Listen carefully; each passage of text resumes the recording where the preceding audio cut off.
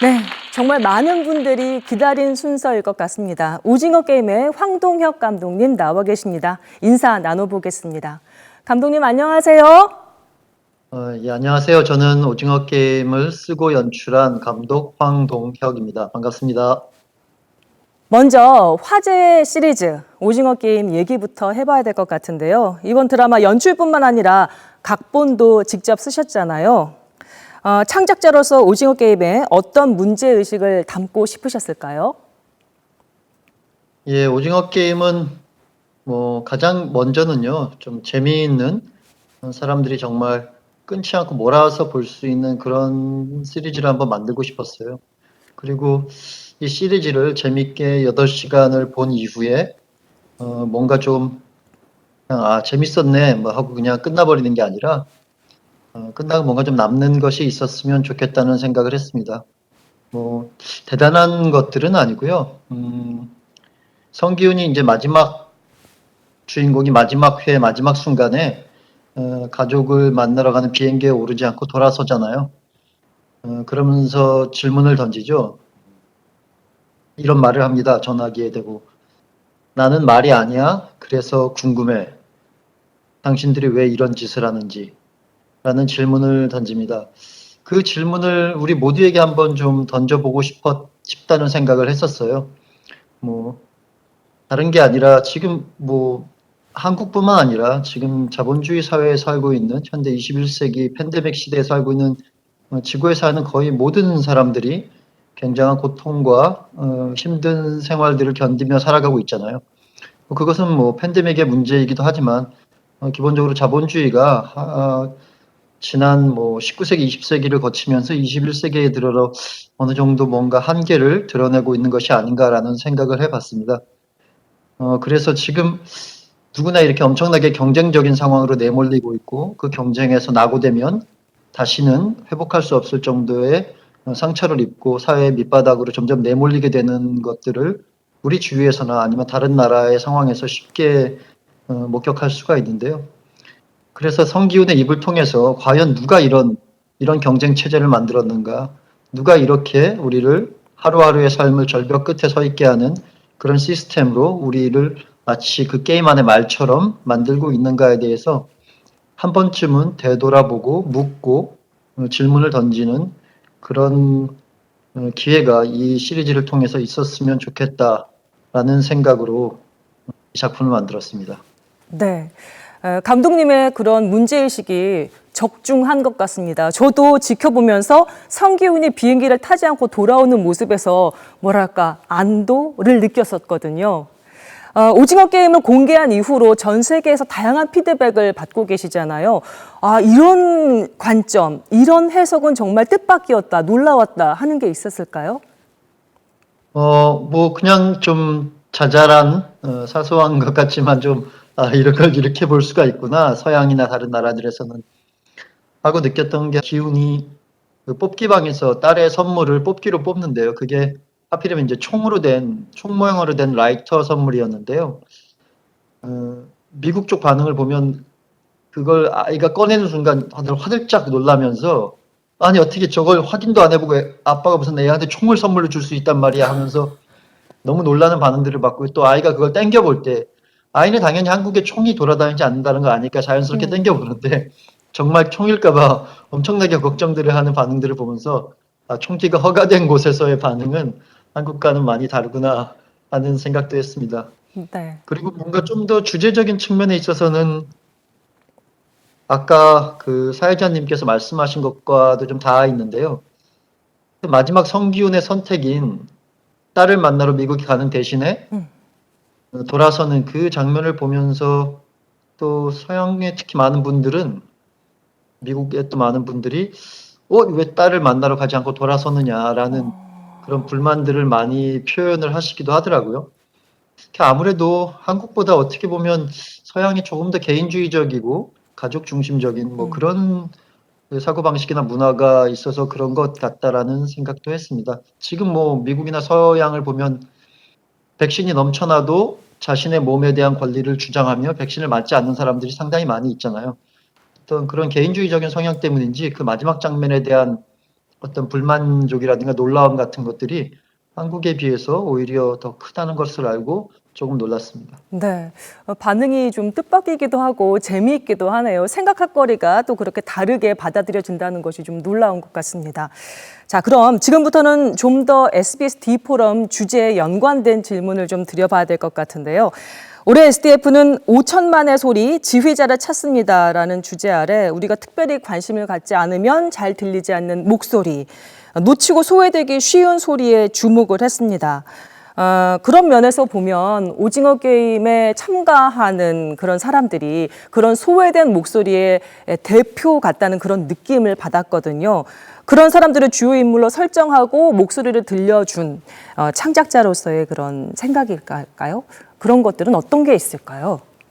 사실 뭐 이 작품은 어쨌든 경제적인 굉장히 빈곤에 몰려서 거의 벼랑 끝에 선 사람들이 어떤 이런 말도 안 되는 게임에 참가한다는 컨셉이잖아요. 그래서 기본적으로는 사회적 약자들, 경제적으로 바닥에 있는 그런 계급 계층들이 당연히 등장하는 것은 뭐 이 작품의 어떤 소재적 특성상 당연한 일인 것 같고요. 다만 뭐 예를 들면 탈북자, 또 이주노동자, 그다음에 고령층, 뭐 그다음에 기혼 같은 경우는 실업자, 뭐 이런 인물들이 이제 어떤 약자를 대변하는 사람들로 등장하는데요. 이건 뭐꼭 한국만의 문제가 아니라 제가 이런 그 표본을 캐릭터를 정했을 때는 전 세계 어느 나라에나 마찬가지지 않을까? 이런 마이너리티들, 이런 어떤 대표적인 빈곤층들이 존재하지 않을까라는 생각으로 선정을 해봤습니다.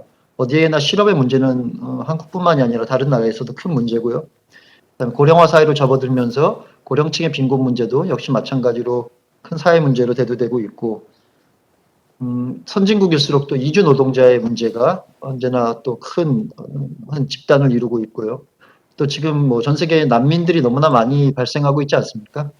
그래서 새벽이금 탈북자로 여기서 묘사되어 있지만 전 세계가 똑같이 다른 나라에서 정치적인 경제적인 문제로 흘러들어온 많은 난민들의 문제에 직면하고 있는 것들이 사실이라 전 세계가 한번 공통적으로 공감할 수 있는 그런 집단들을 한번 제가 소외된 사람들의 대표격으로 선정을 해봤습니다. 네, 그렇군요. 바로 그런 점 때문에 전 세계적으로 이렇게 뜨거운 반응을 불러일으키지 않았을까라는 생각도 해봅니다. 감독님과의 이번 인터뷰에 앞서서 SDF 신청 관객들에게 황동혁 감독에게 궁금한 내용을 보내달라 이렇게 요청을 드려서 많은 분들이 저에게 질문을 보내주셨습니다. 등장인물과 관련해서 SDF 청중 이병권 님께서는 이런 질문을 주셨습니다. 제가 읽어드릴게요. 감독님 스스로는 출연자 가운데 어떤 인물에 더 가깝다고 생각하십니까? 그리고 그 캐릭터로 게임에 참여한다면 끝까지 살아남으실 수 있을까요? 라는 질문을 주셨는데요. 어떤 답변 주시겠습니까?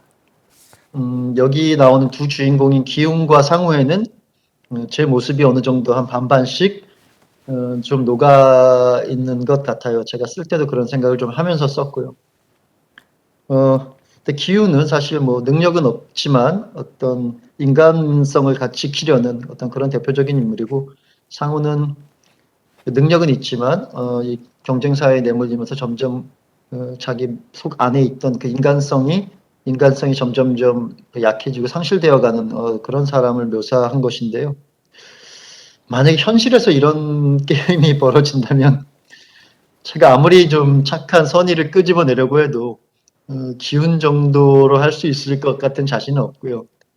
아마도 현실적으로 생각하면 제가 이걸 만들면서 계속 그런 생각을 했는데, 상우는 나쁜 사람이 아니라 다만 현실적인 사람이다. 그리고 어떻게 보면 가장 인간적인 우리 지금 현재 우리들의 모습이다라는 생각을 했습니다. 그런 면에서 생각하면 저도 아마 가장 상우에 가까운 사람이 될 것 같고, 게임에 들어가서 상우의 모습이 되지 않을까 하는 생각을 했고요.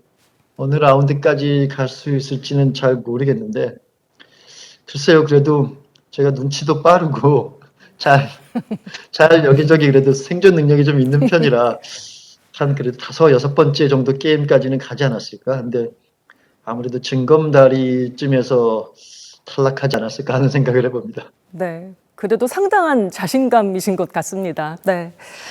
올해 SDF가 관심을 갖는 또 하나의 화두는 바로 리더입니다. 그리고 감독님 역시 촬영 현장뿐만 아니라 제작 전반을 총괄하고 또 조율, 지휘하는 리더로서 일을 하셨을 텐데요. 현장 경험으로 비춰볼 때 리더의 자질 어떻게 생각하십니까?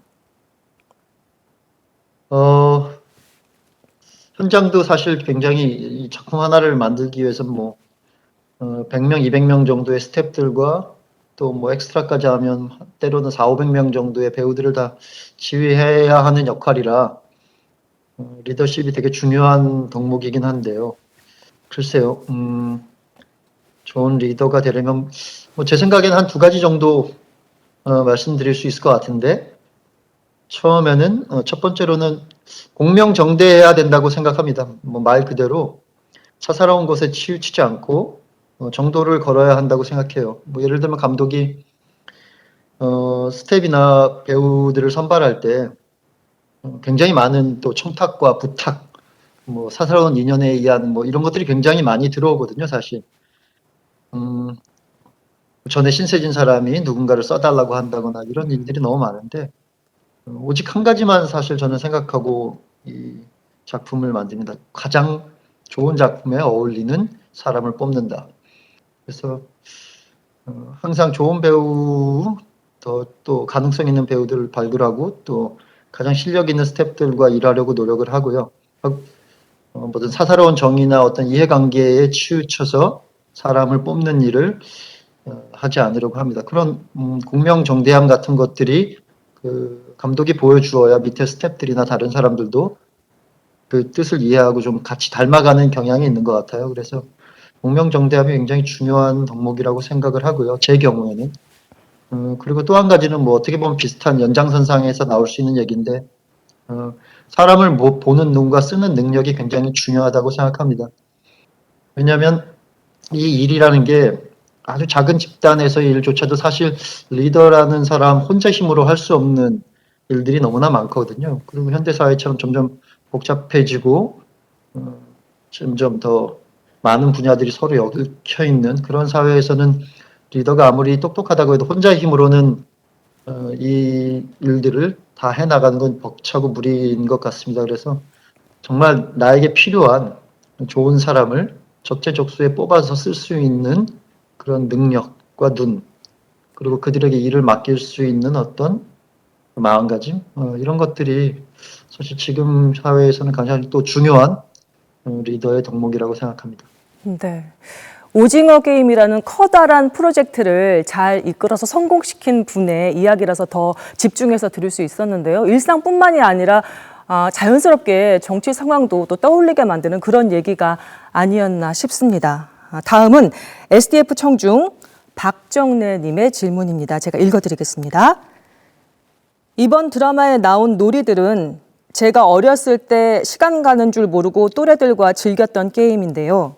전 세계가 추억의 게임을 생존 게임으로 기억하게 된 것은 가슴 아픕니다. 라는 의견을 주셨습니다. 천진하게 즐겼던 놀이가 잔인하게 변형됐다는 것에서 많은 분들이 충격을 좀 느끼셨을 것 같고 폭력성에 대한 그런 걱정도 자연스럽게 따라오는 것 같습니다. 관련한 생각을 여쭙고 싶습니다. 특히 사실 이런 폭력성이 문제가 되는 것은 이 작품이 미성년자 관람 불가 등급임에도 불구하고 자꾸 이제 미성년자들이 10대들이 이 작품을 이제 어떤 경로든 자꾸 보고 그거에 의해서 영향을 받는 것들이 이제 좀 문제인 것 같은데요. 이 작품은 10대 어린 학생들을 위해서 만들어진 작품은 아니고요. 그들이 보라고 만들어진 작품도 아닙니다. 이건 충분히 이 안에 나오는 폭력들이라는 게 사실은 리얼해 보이지만 굉장히 상징적이고 은유적인 폭력들이거든요. 지금 이 사회, 이걸 어떻게 보면 커다란 하나의 우화라고 생각하시면 그 우화 안에서 벌어지는 상징적인 지금 사회를 빗댄 이 경쟁의 어떤 끝에 막다른 길에 다다를 수밖에 없는 사람들의 처지를 상징하는 그런 폭력으로 제가 이제 총이라는 것을 사용해서 그 죽음이라는 것으로 이 사회의 경쟁의 낙오라는 것을 은유한 건데요. 그런 식으로 생각하고 보시면 조금 이 작품을 폭력적인 것이라 아니라 리얼한 폭력들이 넘쳐나는 것이 아니라 되게 은유적이고 상징적인 작품으로 좀 보시고 그 폭력도 좀 그런 식으로 생각을 해주셨으면 좋겠어요. 그리고 그 아이들은 정말 보지 못하게 최대한 좀 잘 지도를 해주셨으면 좋겠고 서양의 경우에 제가 서양의 친구들이나 한테 받은 편지들이 좀 있는데요. 이 작품을 뭐 10살, 12살 자기 아들이나 애들이 보고 와서 얘기를 하더라는 이메일을 받았어요. 근데 처음에는 굉장히 놀랐는데 어디서 보고 몰래 또 보고 혹시라도 애가 안 좋은 영향을 받지 않았을까. 근데 아이가 자꾸 이제 질문을 하더라는 거예요. 저 사람들은 왜 저기 들어가서 저렇게 하는 거야? 저 사람들은 왜 죽어야 돼? 뭐 이런 질문들을 그 어린 아이가 하더랍니다. 그래서 그 아버지가, 제 친구인 아버지가 아들을 데려다 주면서 학교에 한 일주일간 데려다 주는 내내 차에서 이 작품은 어떤 의미이고, 지금 우리 살고 있는 사회는 어떤 사회이고, 빚이라는 것은 무슨 의미이고, 이런 것들에 대한 이 작품에 대해서 떠올랐던 많은 질문들과 이야기들을 아이와 함께 하는 등굣길에서 나누었다라는 얘기를 들었어요. 그래서 참 좋은 어떻게 보면 수업이 되었다고 이제 고맙다는 이메일을 쓴 친구가 있었습니다. 그래서 보는 것을 권장하지는 않고요. 하지만 이미 어떤 경로로든 아이가 봤다면 부모님이 대화를 통해서 이 작품에서 자극적인 폭력이 아니라 그것이 갖고 있는 어떤 메시지나 함께 아이와 나누면 좋을 것 같은 이야기들을 좀 나누시면서 그것들을 순화시키고 풀어주시면 좋을 것 같다는 생각을 합니다. 그리고 제가 그런 것들이 좀 걱정이 되어서 그 방지의 어떤 일환으로 사실 넷플릭스에 제안을 해서 그 무궁화 꽃이 피었습니다가 원래 끝에 그렇게 끝나는 것이 아니잖아요. 걸리면 죽고. 원래는 걸린 아이가 술래의 손가락을 잡고 있으면 살아남은 아이가 끝까지 와서 그걸 쳐서 끊어주면 같이 도망가면서 끝이 나는 그런 놀이가 무궁화 꽃이 피었습니다인데요. 그걸 서양 친구들이 많이 따라하던데 그걸 좀 제대로 알았으면 좋겠다는 마음에서 넷플릭스랑 이야기해서 그걸 제대로 하는 모습을 담은 놀이 영상을 제작을 해서 얼마 전에 인터넷에 그 웹사이트에 공개를 한 걸로 알고 있습니다. 그래서 그런 것들도 좀 하려는 노력을 개인적으로나 넷플릭스와 함께 하고 있습니다. 네. 폭력성에 대한 걱정 창작자로서 10분 이해가 가는데요. 조금 전에 말씀하신 그 아이와 아버지의 대화가 정말 많은 것들을 이야기해 주는 것 같습니다. 사전에 관객 여러분께서 보내주셨던 질문 중에는 이 작품의 미술 그리고 상징에 대한 질문들도 많았습니다. 특히 동그라미, 세모, 네모 이 관리자들 가면에 그려져 있는 그 문양에 대해서 궁금해하시는 분들도 많았고요. 그리고 특히 박은경 님께서는 게임 참가자들에게 입힌 옷을 녹색 컬러 디자인으로 한 특별한 이유가 있느냐 이렇게 또 질문을 하셨습니다. 지금 입고 계신 옷도 아마도 그 동그라미, 세모, 네모 문양이 그려져 있는 그런 옷이라고 알고 있는데요. 네, 예, 감독님 다우십니다. 자, 연출적 의도를 저희가 질문을 드리겠습니다. 예, 이거 인터뷰 때문에 입은 게 아니라 요새 입고 다니던 옷이라 입고 있는데요. 특별히 입으신 줄 알았습니다. 아닙니다. 특별히 입은 건 아닙니다. 네. 이거 그저께부터 입고 있던. 네. 동그라미, 세모, 네모는 처음에 이제 제가 10여 년 전에 이 작품을 쓸 때 오징어 게임이라는 이름을 정하고 그 오징어 게임을 떠올렸을 때 이제 처음 든 생각이었어요. 생각해보니 참 이 오징어 게임의 그림, 놀이판이 우리가 수학 시간에 배우는 가장 기본적인 도형으로 이루어져 있구나. 원과 삼각형, 네모. 그게 굉장히 뭔가 의미심장하다라는 얘기가 들었어요. 이 생각이. 가장 단순한 그 세 가지 도형으로 이루어진 그 게임판에서 제가 오징어 게임이란 놀이를 하고 놀았고 지금 그걸 글로 쓰고 있구나 하는 생각이 처음 들었는데 그래서 처음에 이제 그걸 첫 씬이 딱 끝났을 때 그게 하늘로 떠오르면서 동그라미, 세모, 네모가 오징어 게임의 글자로 바뀐다라는 구절을 써놓고 그때부터 이 세 가지 도형에 대해서 좀 집착을 하고 생각을 해봤습니다. 그래서 그걸 다시 시리즈로 쓰면서 명함에 그 도형을 넣은 마치 이 게임에 이 그 주최하는 집단의 상징처럼 그 세 가지 도형을 사용하기 시작했고, 그리고 마지막으로 이제 그걸 가면에 그려 넣어서 어느 날 갑자기 아이디어가 떠올랐는데, 가면을 무슨 가면으로 할까 미술 감독님이랑 참 고민을 오래 했었는데, 어느 날 갑자기 제가 그 세 가지 도형을 그대로 가면에 쓰면 되겠다. 그리고 그 세 가지 도형의 단순성의 순서로 그것을 가지고 계급을 나누면 좋을 것 같다라는 아이디어가 떠올랐습니다. 그래서 동그라미, 가장 단순한 각이 없는 동그라미는 일꾼으로, 그리고 세각은 삼각형은 병정으로, 그 다음에 사각형은 모니터링을 하고 감시하는 사람인 관리자로 하면 좋겠다라는, 마치 개미의 어떤 군집처럼 그 세 가지 그 유형을 도형으로 나누면 이 작품의 상징과도 잘 맞아떨어지고 직관적으로 다가오는 아주 멋진 마스크가 될 것 같다는 생각을 해서 가면에도 집어넣게 되었습니다. 그리고 그 녹색 체육복은 저희가 이제 관리자들의 옷과 참가자들의 옷에 대해서도 고민을 많이 했는데요. 저는 기본적으로 이제 참가자들의 옷이 어릴 때 저희가 이제 초등학교 때 국민학교 다닐 때 입던 체육복이었으면 했어요. 그래서 처음부터 이제 체육복 스타일을 제가 제안을 했고, 그래서 의상 감독님과 얘기를 하고 미술 감독님과 함께 얘기를 하면서 고민을 하다가 어릴 때 이제 가장 많이 입었던 체육복의 색깔이 녹색이었거든요. 제가 쌍문국민학교를 다녔는데 거기 체육복도 녹색이었고, 그리고 그게 또 저희가 하고 싶었던 그 관리자들의 핑크색과 약간 보색 관계이기도 하고 해서 잘 어울리는 느낌이 들어서 녹색으로 했습니다. 네. 정말 오징어 게임은 그 미술과 상징을 집중해서 보는 재미도 있는 그런 작품이 아니었나 생각이 듭니다. 전 세계적인 반응을 일으킨 오징어 게임뿐만 아니라 요즘 이른바 K 콘텐츠의 활약이 대단한데요. 정말 전례 없는 세계적인 인기를 구가하고 있습니다.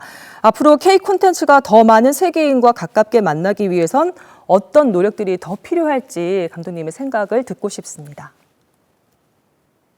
뭐 일단 가장 기본적으로 얘기하면 글쎄요, 그냥 다들 노력을 해야겠죠.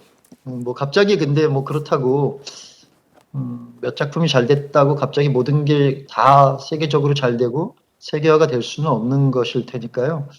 그냥 지금까지 해오던 대로 많은 창작자분들이 해오시던 대로 지금 있는 곳에서 자기가 가장 잘할 수 있는 것들을 열심히 만들어가는 게 가장 기본일 것 같고요. 정부나 좀 뭐 사회에 좀 바라고 싶은 것들이라면 좀 더 교육 쪽에 신경을 더 많이 써주셨으면 좋겠다라는 생각을 했습니다. 뭐 학과들도 그렇고요, 대학교의 학과들도 그렇고, 아니면 뭐 고등학교에서 이미 전문화 고등학교에서의 교육도 그렇고, 좀 더 영상에 가깝게 접근할 수 있고 양질의 교육을 받을 수 있는 그런 교육기관들이나 과들이 많이 생겼으면 좋겠고요. 그리고 좀 나라에서 그런 쪽으로 지원을 좀 많이 해주셨으면 좋겠다라는 생각을 했습니다. 한때 우리가 영상원이라고 이제 나라에서 만든 그 학교가 나오고 나서, 제가 뭐 거기 출신은 아닙니다만 거기서 굉장히 많은 장비와 이런 것들을 정부 차원에서 지원을 해주면서 좋은 인력이 많이 갔고, 거기에서 좋은 인력들이 많이 영화계로 양산이 됐거든요. 뭐 그런 것처럼 정부에서도 좀만 그런 쪽으로 조금 더 지원을 해주시고 관심을 가져주시면 좀 더 많은 꿈나무들이 앞으로 미래의 한국 영상 콘텐츠 산업을 책임져 나갈 것 같습니다. 네. 교육과 지원의 중요성에 대해서 짚어주셨는데요. 무엇보다 어떤 이야기가 담기느냐, 그 창작물에 담기는 이야기가 중요할 거란 생각도 해봅니다. 오늘 황동혁 감독님과 함께하고 있는 이 시간 세션의 제목이 바로 시대의 자화상, 우리가 이야기해야 할 것들이거든요. 감독님의 전작들, 도가니나 남한산성을 보면 시대를 묵직하게 바라보는 그런 시선을 느낄 수 있는데요. 이번 오징어 게임 같은 경우는 각본까지 쓰셨으니까 훨씬 더 무거운 그런 문제의식, 주제의식을 담으셨을 거라고 짐작할 수 있습니다. 감독님께서는 우리 사회가 지금 함께 이야기해야 할 것들, 어떤 것들이 있다고 생각하시는지요? 너무 많죠. 뭐 지금 문제가 너무 많아서 문제 아닙니까? 그러니까 뭐 우리 사회뿐만이 아니고 전 지구적으로 다 마찬가지인 것 같은데요. 뭐 불평등의 문제야 이미 뭐 굉장히 심화되어 온 것이고요. 뭐 백신을 지금 서양은 남는데 안 맞겠다고 해서 못 맞는데 아프리카 같은 경우는 뭐 14억 인구가 맞은 사람이 결국 7%밖에 안 된다고 하잖아요. 그런 전 세계적인 차원의 불평등이 또 있고요. 그리고 뭐 공정의 문제 항상 얘기되는 것들이 있고, 그리고 전 지구가 지금 피해갈 수 없는 기후 문제도 있고, 좀 작게는 세대 갈등, 성 갈등, 계층 갈등 뭐 이런 것들이 계속 나타나고 있고, 고령화 사회의 문제도 있고요. 너무 사실 이야기할 거리가 너무 많은 것이 문제인 것 같은데요. 저는 아마 다음 작품을 하게 되면 고령화의 문제와 이 세대 갈등 같은 문제들을 아마 좀 관심을 가지고 한번 얘기해 보고 싶다는 생각을 하고 있습니다. 네.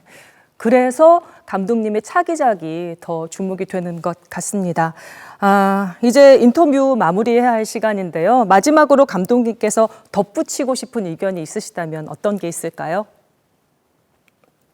글쎄요, 뭐 의견이 뭘 덧붙여야 될지 잘 모르겠는데요. 어쨌든 좋은 기회에 이런 자리에 불러주셔서 너무 감사드리고요. 제가 사실 뭐 작품을 만들어서 그걸로 얘기를 하는 사람이지 직접 뭔가 감독이 나와서 자꾸 의견을 내는 거는 사실 그런 말을 잘 하지도 못하고 그렇게 썩 좋지 않다라고 이제 생각을 해서 굉장히 나오기 전에 걱정을 많이 했습니다. 제가 뭐 한 말들이 다 꼭 쓸모가 있었는지는 잘 모르겠지만 열심히 그래도 이왕 나온 이상 뭔가 보탬이 되는 얘기를 해보려고 노력은 했습니다. 더 좋은 작품으로 이런 이야기보다는 앞으로 더 차기작으로 더 좋은 작품으로 이야기를 할 수 있는 그런 사람이 되겠습니다. 앞으로 나올 작품 많이 기다려 주시기 바랍니다. 감사합니다. 감독님께서 만드신 이 오징어 게임 덕분에 많은 사람들이 더 풍성하게 이야기하게 됐고요. SBS D포럼 주제처럼 이 많은 이야기들이 리더에게 가서 닿기를 또 기대해 보겠습니다. 감독님 오늘 말씀 정말 잘 들었습니다. 감사합니다.